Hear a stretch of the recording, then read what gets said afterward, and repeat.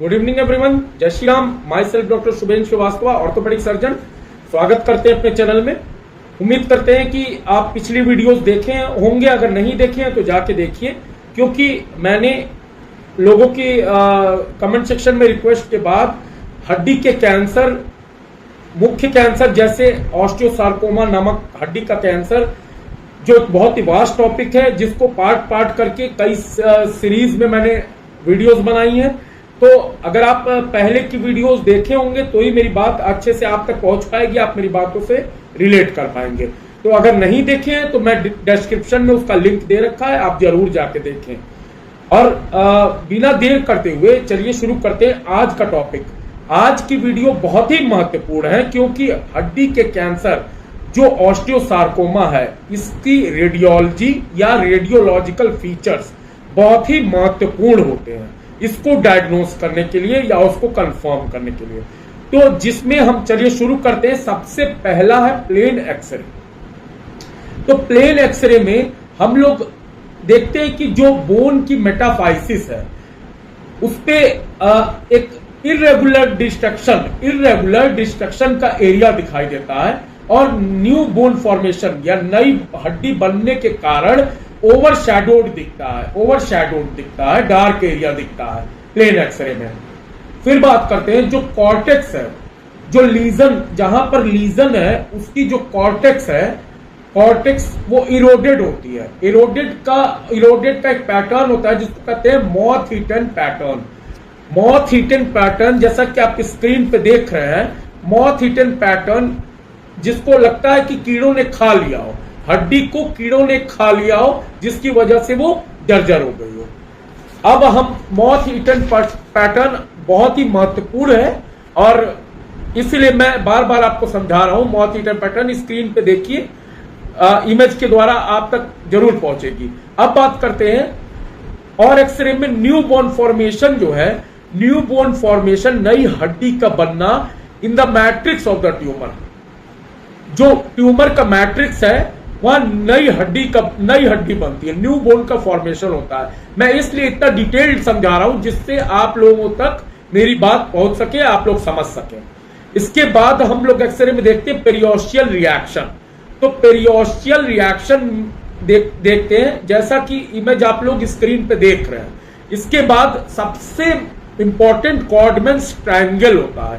कॉर्डमैन्स triangle इसकी radiological finding का सबसे महत्वपूर्ण पॉइंट है।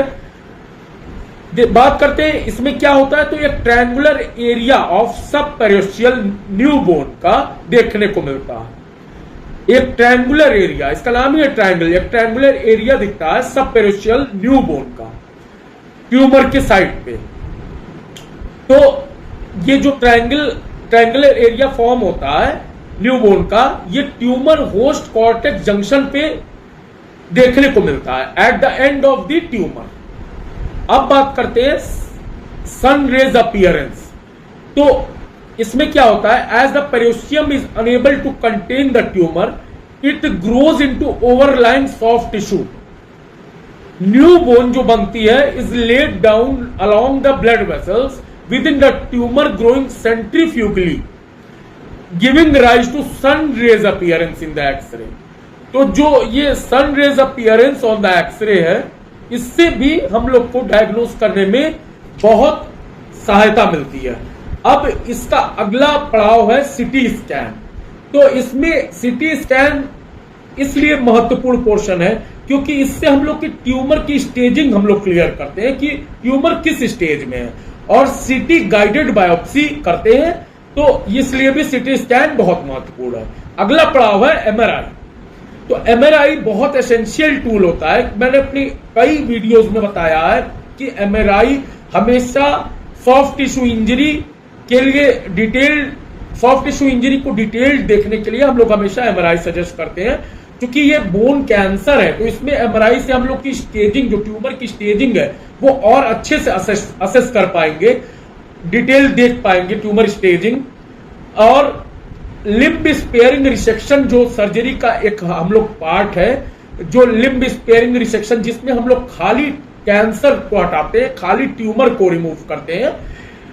तो उसको असेस करने के लिए भी हम लोग एमआरआई करते हैं, assessment for limb sparing resection, और tumour extension and soft tissue involvement, ये भी हम लोग एमआरआई के माध्यम से एसेस करते हैं।